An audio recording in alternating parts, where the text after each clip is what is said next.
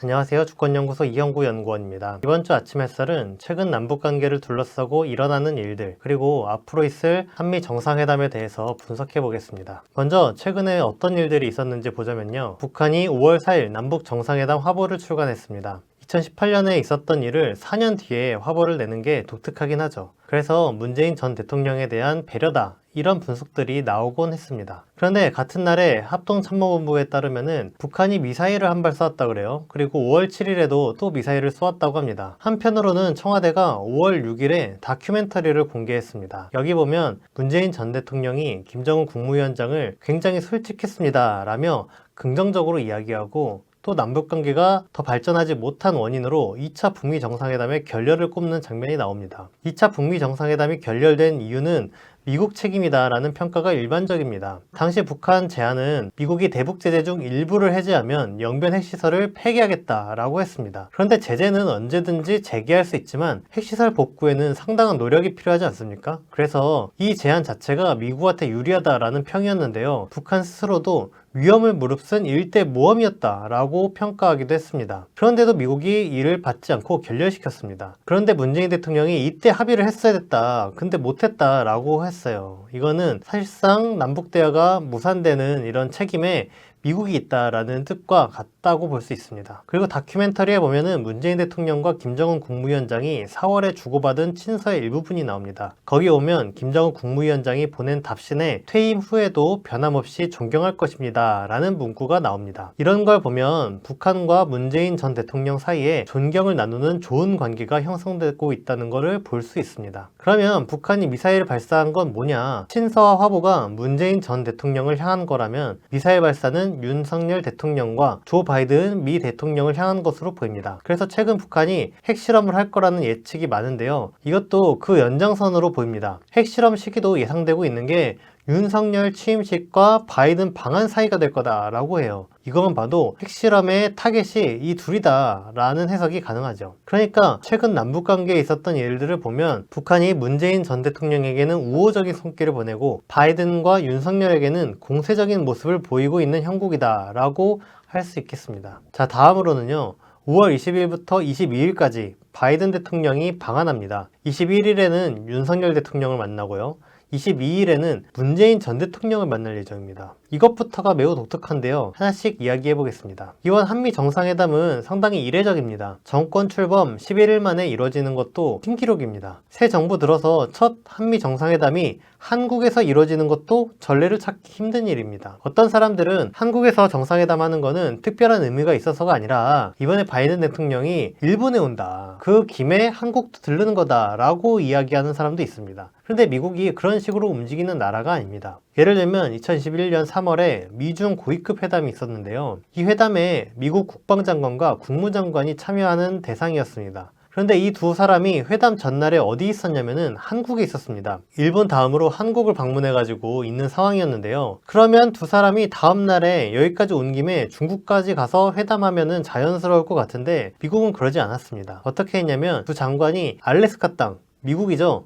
알래스카로 가버렸어요. 그래서 중국 측에서 알래스카로 쫓아갔습니다. 이게 무슨 의미냐? 미국이 회담 장소를 그만큼 중요하게 본다는 걸 알 수 있어요. 왜냐면 회담 장소가 회담의 주도권이 누구에게 있는지를 보여주는 요소다, 이렇게 미국은 해석하는 거죠. 이번에도 미국은 필요하면은 일본만 만나고 미 본토로 간 다음에 윤석열을 미 본토로 부를 수도 있었어요. 그런다고 해서 바이든 대통령 입장에서 손해볼 건 없죠. 윤석열 대통령만 귀찮게 미 본토까지 굳이 따라가야 됐던 거지 미국의 손해는 없던 겁니다. 그런데도 바이든 대통령이 그냥 한국으로 왔죠. 왜일까요? 생각 한번 해봅시다. 윤석열 정권이 출범하자마자 이렇게 빨리, 그리고 미국 대통령이 직접 한국에 오면서까지 정상회담을 빠르게 하려고 합니다. 그러면 어떻게 해석 가능하냐? 미국이 윤석열 정권이 출범하기만을 손꼽아 기다려왔다, 이런 뜻으로 해석할 수 있지 않을까요? 그러면 미국이 왜 기다렸냐? 아마도 미국이 바라는 무언가가 있는데 문재인 정권은 하지 않고 윤석열 정권은 하려고 하는 것이 있구나, 이렇게 볼 수 있겠죠. 그게 뭘까요? 그건 대북 강경 정책, 구체적으로는 한미연합훈련 정상화와 대북 선제 타격이라고 볼 수 있겠습니다. 한미연합훈련은 현재 축소해서 진행 중이죠. 그래서 실기동 훈련을 하지 않고 있습니다. 윤석열 정부가 내세우는 과제 중에는 이 한미연합훈련의 야외 기동 훈련의 재개, 이게 있습니다. 그리고 대북 선제 타격은 뭐냐면은 한국과 미국이 그런 표현을 많이 써요. 대북 확장 억제력. 말이 복잡한데 그게 결국은 북한 선제 타격을 의미합니다. 윤석열 대통령도 대선 토론 때 핵 맞고 나서 보복하면 뭐합니까? 라고 말한 적이 있어요. 그러니까 대북 선제 타격을 해야 핵으로부터 자기가 안전하다라는 인식을 가장 적나라하게 드러내는 말이었죠. 물론 한미 정상회담에서 미국 무기 구매나 한미 경제협력 강화, 쿼드 가입 이런 이야기도 나올 수 있습니다. 하지만 이거는 문재인 정부 때도 하던 이야기이기 때문에 미국이 이번 정상회담처럼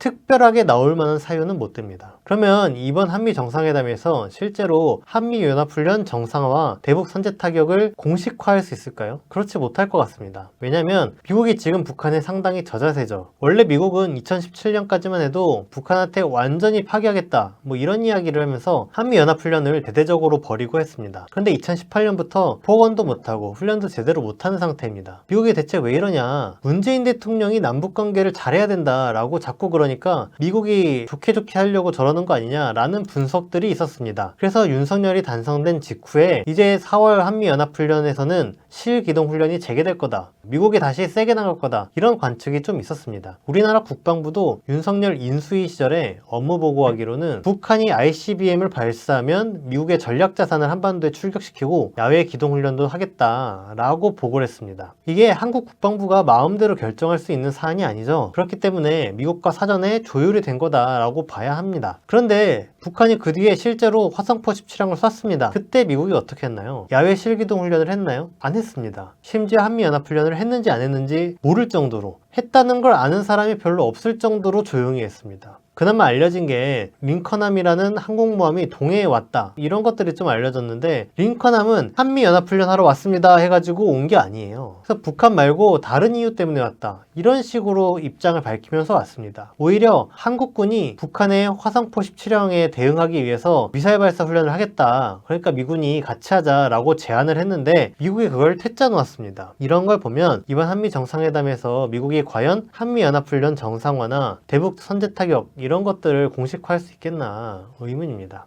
바이든 대통령이 윤석열 대통령 말고 문재인 전 대통령도 만납니다. 현직 미국 대통령이 전직 한국 대통령을 만나는 것은 전례를 찾기 힘든 일입니다. 만날 이유도 없고 한국은 특히 정권 교체가 됐잖아요. 그런데 전직 대통령을 만든다는 것은 새로 취임한 현직 대통령을 물먹이는 의미가 될 수도 있습니다. 그래서 사실 피하는 게 예의죠. 그런데도 굳이 만나는 건 뭐냐? 문재인 전 대통령에게 기인이 중요하게 맡길 역할이 있기 때문이 아니겠냐, 이런 분석이 가능합니다. 그러면 그 역할이 뭐냐? 미국이 북한과 싸우기 위해서 문재인 전 대통령을 내세우진 않겠죠. 미국이 줄곧 이야기하던 북한과의 조건 없는 대화를 추진하거나, 아니면 북한이 미국과 강대강으로 나오려고 하면은 그러지 말자라고 피력하는 역할을 맡기지 않겠냐라고 생각할 수 있습니다. 왜냐면은 미국 입장에서 현재 북한과 연결이 되는 사람이 문재인 전 대통령 말고 없습니다. 미국은 맨날 북한에 대화하자고 이야기를 합니다. 근데 북한이 반응을 안 보이고 있는 상태예요. 그런데 문재인 전 대통령이 4월에 편지를 썼더니 거기에는 북한이 답장을 해줬습니다. 심지어 미국은 그때 어떤 상황이었냐면은 북한이 4월 15일을 즈음해서 핵실험을 할 거라고 내다보고 있었습니다. 근데 그때 문재인 전 대통령이 편지를 보내고 친서 교환이 이루어지더니 아직까지도 핵실험이 일어나고 있지 않죠. 이걸 보고 미국은 문재인 전 대통령 카드가 유효하다, 효과가 있다, 이렇게 해석했을 수 있습니다. 그래서 이번에 바이든 대통령이 문재인 전 대통령을 만나는 거 아닌가 싶습니다. 여기서 굉장히 특이한 게 미국이 북한을 상대로 레드라인 넘지 마라 뭐 이런 이야기를 하는데, 미국한테 지금 레드라인이 뭐냐? 북한과 강대강 대결만큼은 어떻게든 피해야겠다, 이걸 레드라인으로 설정해 놓은 거 아니냐 생각이 듭니다. 그런데 원래 레드라인이란 거는 북한을 상대로 강대강으로 나오면은 너네를 가만두지 않겠다 이런 식으로 해야 그게 레드라인인데, 미국은 북한과 강대강으로 가면 안 되니까 우리가 조심해야겠다 이런 식으로 레드라인을 설정하고 있는 것 같아요. 그래서 문재인 전 대통령도 풍선이 터질 것 같으면은 바람을 미리 빼주는 것처럼 강대강으로 가기 전에 긴장을 낮춰주는데 문재인 전 대통령을 활용하겠다, 이런 미국의 구상인 것 같습니다. 이런 현상이 왜 나타나냐면 미국이 북한 미사일을 상당히 두려워하기 때문에 일어나는 일입니다. 예를 들면 4월 17일에 북한이 미사일을 한 발 발사했습니다. 그때 괌에서 한국 정부보다 6시간이나 빨리 이 사실을 알렸습니다. 그만큼 북한 미사일이 민감한 이슈다라는 거죠. 미국 본토에서도 북한이 극초음속 미사일을 발사했을 때 공항에 이륙 금지 명령을 내렸습니다. 미국이 이렇게까지 북한의 미사일에 대해서 두려움을 나타내고 있기 때문에 미국이 북한 미사일 발사를 막기 위해서 문재인 전 대통령을 앞으로도 활용하려고 하는 게 아닌가, 그러기 위한 노력이다라고 할 수 있겠습니다. 종합하면 바이든 대통령은 한미 정상회담에서 늘 하던 통상적인 합의를 할 뿐 윤석열 대통령이 내세운 한미연합훈련 정상화와 대북 선제 타격을 공식화하진 못할 것으로 보입니다. 그러면 한미 정상회담 자체는 특별할 게 없고 뻔한 이야기만 하다가 끝날 수 있습니다. 그렇게 되면은 국내외 언론의 관심이 바이든 대통령과 문재인 전 대통령과의 만남으로 급격히 쏠릴 수 있습니다. 그러면 정권이 바뀌었는데도 문재인 전 대통령이 더 돋보이고 아직도 문재인이 대통령인가 싶게 중요한 사람처럼 보일 수 있습니다. 그리고 윤석열 대통령은 그 아래에 총리급 정도 되는 사람처럼 보일 수 있습니다. 이런 정치적인 상황이 왜 만들어졌냐? 다른 게 아니라 북한 변수 때문에 만들어졌다. 이 점에 주목해야 됩니다. 북한과 연줄이 있느냐에 따라서 정치인의 값어치가 달라지는 게 오늘날의 정치 외교 현실입니다. 북한 변수가 아니었으면 바이든 대통령이 퇴임한 문재인 전 대통령을 만나는 일 자체가 애초에 일어나지 않았겠죠. 자, 이번에는 북한은 어떻게 바라볼까? 이런 관점에서 보려고 합니다. 첫 번째로 북한은 윤석열 대통령에 대해서 어떤 태도인가? 일단 북한은 문재인 전 대통령에게는 친서와 화분을 보냈는데 윤석열 대통령에게는 미사일을 보냈죠. 북한이 일시적인 감정 이런 것 때문에 그렇다기보다는 계산이 있기 때문일 텐데요. 첫 번째는 윤석열이 선제 타격 이런 강경 발언을 했기 때문에 그에 대해 맞대응한 측면이 있습니다. 북한은 윤석열 대통령이 강하게 말하면 거기에 찍소리 못하고 그런 기질의 나라는 아니죠. 그렇기 때문에 맞대응하리라는 것은 익히 예상된 바였습니다. 둘째는 북한이 윤석열 대통령이 어떤 처지인지 보고 있지 않겠냐 하는 측면입니다. 윤석열 대통령의 처지가 어떤지 같이 돌아볼까요? 일단 지지율 5월 3일 4일 갤럽 조사 결과로 보면은 윤석열 대통령의 지지율이 41%가 나왔습니다. 취임 전 지지율로는 역대 최저입니다. 게다가 집무실 이전, 장관 후보 비리 이런 걸로 지지율이 오를 기미가 없습니다. 취임 전부터 반윤석열 집회도 열리고 그래서 레임덕이 아니라 취임덕이다 이런 이야기까지 있었습니다. 김건희도 영부인 노릇하지 마라 이런 여론이 심지어 대구에서도 52%가 넘습니다. 게다가 경제도 갈수록 어려워질 겁니다. 지금 물가도 오르고 환율도 오르고 금리도 오르고 경제는 불황이고 이래서 전례 없는 위기다. 모든 경제 지표에 빨간불이 들어왔다. 심지어 백적 간두의 위기에 봉착했다. 이런 말들이 나오고 있습니다. 이런 상황에서 윤석열 대통령이 남북관계를 만들어 가야 할 텐데 과연 어떻게 할 것이냐. 첫 번째로 할 수 있는 방법은 후보 때부터 말해왔던 대로 강경하게 가는 거죠. 한미연합훈련을 대대적으로 하고 그러는 건데 이게 정말 그렇게 할 수 있을지 모르겠습니다. 미국은 북한이 핵실험을 하면은 하반기에 실기동 훈련을 하겠다 이런 식으로 말은 하는데 4월에도 북한이 ICBM을 쐈을 때 실기동 훈련을 한다고 했는데 안 했습니다. 그런 거 보면 북한이 핵실험을 해도 한미연합훈련에서 실기동 훈련을 과연 할 수 있겠냐, 못하지 않겠냐 싶습니다. 그렇게 되면은 윤석열 정권은 뭐가 됩니까? 문재인 정부랑 다를 게 없다. 그리고 윤석열 정부도 북한의 저자세다 라면서 자신의 지지 기반이 흔들릴 수 있습니다. 그러면 애초에 윤석열 대통령이 살 길은 북한과 대화를 하는 것밖에 없겠다 이렇게 판단해서 나올 수도 있습니다. 이거는 이명박 정권과 박근혜 정권도 비슷했습니다.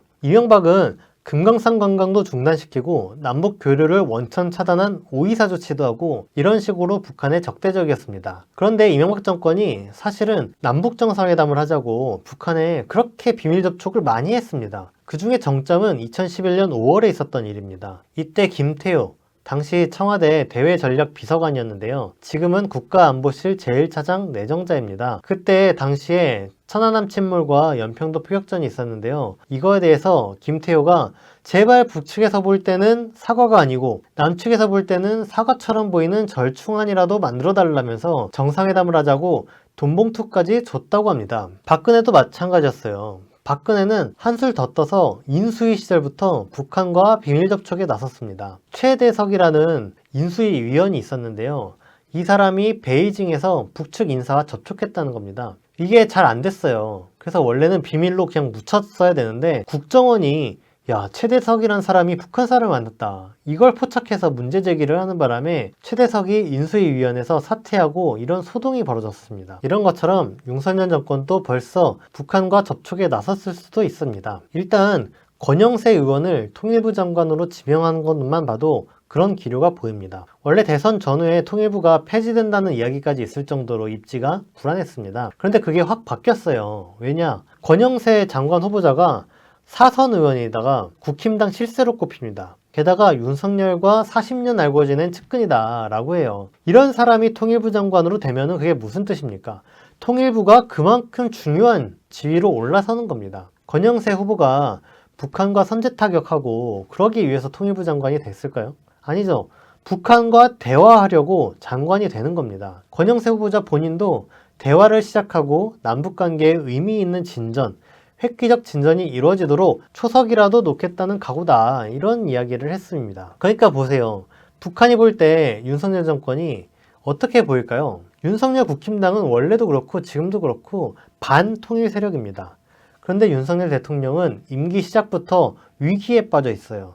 게다가 대북 강경책을 쓰고 싶어도 못 쓰는 처지입니다. 그래서 살 길을 찾아서 남북 대화를 추진하려고 합니다. 이런 윤석열 정권은 북한 입장에서 보기에는 딱 좋은 먹잇감이겠죠. 위기에 빠져서 북한과 싸우지도 못하니까 북한이 압박하면 윤석열 정권을 파멸로 이끌 수 있습니다. 아니면 윤석열 정권이 남북 대화를 자꾸 하자고 나온다. 이런 상태면은 북한이 윤석열 정권을 궁지로 몰면 몰수록 윤석열 정권으로부터 더 큰 양보를 받아내게 될 수도 있습니다. 이러니까 북한이 달리 행동할 수가 있겠습니까? 아마도 북한은 윤석열 정권을 몰아세우려고 할 것이다. 이렇게 향후 전국을 전망할 수 있겠습니다. 한편 윤석열 대통령과는 반대로 문재인 전 대통령은 퇴임을 앞두고 북한의 친서와 화보를 받았습니다. 북한은 문 대통령을 잊지 않고 퇴임 후에도 변함없이 존경하겠다라고도 했는데요. 미국은 북한과의 관계를 잊기 바라기 때문에 이런 문재인 전 대통령에게 매달릴 수 있습니다. 제발 북한과 대화 좀 해달라, 다리를 놓아달라, 이런 거죠. 그러면 문재인 전 대통령은 퇴임한 역대 한국 대통령 중에 가장 주목받는 대통령이 될 수 있습니다. 미국에서 지미 카터 대통령이 딱 이랬습니다. 퇴임 후에 북한과의 외교에 성과를 냈는데요. 그걸로 노벨 평화상까지 받았습니다. 그런 카터 전 대통령 같은 역할을 미국이 문재인 전 대통령에게 맡기려고 할 수 있는 거죠. 북한으로서는 문재인 전 대통령과 좋은 관계를 유지하는 게 여러모로 좋습니다. 일단 문재인 대통령은 퇴임할 때까지도 지지율이 높았습니다. 윤석열 대통령보다도 높았어요. 물론 이 지지율은 복합적입니다. 실제로 문재인 전 대통령을 지지하는 지지율도 있지만 다른 한편으로는 과거에 노무현 전 대통령을 지키지 못했다. 이런 아픔을 가진 국민들이 문재인 전 대통령을 지켜줘야 되겠다라고 해서 보내주는 지지도 있습니다. 그런데 이러나 저러나 어쨌든 문재인 전 대통령의 지지율이 높죠. 이런 문재인 전 대통령을 북한으로서 관계를 나쁘게 할 이유가 없겠죠. 문재인 전 대통령과 좋은 관계를 맺어가면 그 지지자들도 남북관계에 우호적인 입장을 갖게 될 가능성이 크겠죠. 그리고 다큐멘터리 문재인의 진심을 봐도 문재인 전 대통령이 북한 지도자에 대해서 솔직하다, 이런 식으로 긍정적으로 이야기를 하고 있는데, 이런 사람이 한국에서 영향력이 있는 것도 북한으로서 나쁠 게 없겠죠. 그리고 이번에 지방선거가 있지 않습니까? 그리고 이번 지방선거에서 이재명 전 경기도지사가 총괄 산임 선대위원장을 맡았는데, 이 지방선거에서 이재명 전 지사가 성과를 거두고 입지를 다지면 문재인 전 대통령과 이재명 선대위원장, 이 세력이 윤석열 대통령보다 더 영향력을 갖게 될 수도 있어요. 이런 걸 봐더라도 북한이 문재인 전 대통령과 관계를 잘 갖는 게 나쁠 게 없습니다. 그리고 미국을 대하는 데서도 일정 정도 좋습니다. 손자병법에 보면은 위사필궐이라고 포위된 적에게는 반드시 도망갈 길을 열어주라는 말이 있습니다. 이런 식으로 문재인 전 대통령이라는 퇴로를 미국에게 한 개쯤은 남겨두는 거죠. 자, 마지막으로 국내 진보 진영에 대해서 이야기를 짧게 하려는데요. 문재인 정부 시절에 진보 진영 내에서 지금 우리가 반정부 투쟁을 해야 되느냐 아니면 반보수 투쟁을 해야 되느냐를 두고 어느 정도 이견이 있었습니다.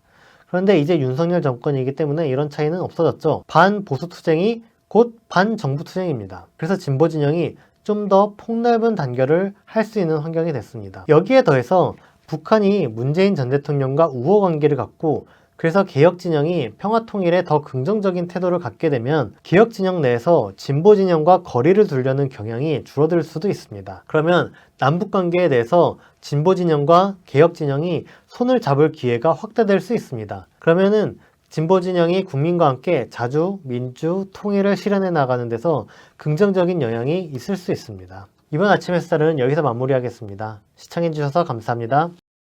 아침 햇살을 집필하는 이형구 연구원의 신작 신제국주의의 몰락. 블라디미르 레닌의 제국주의론이 출간된 지 105년.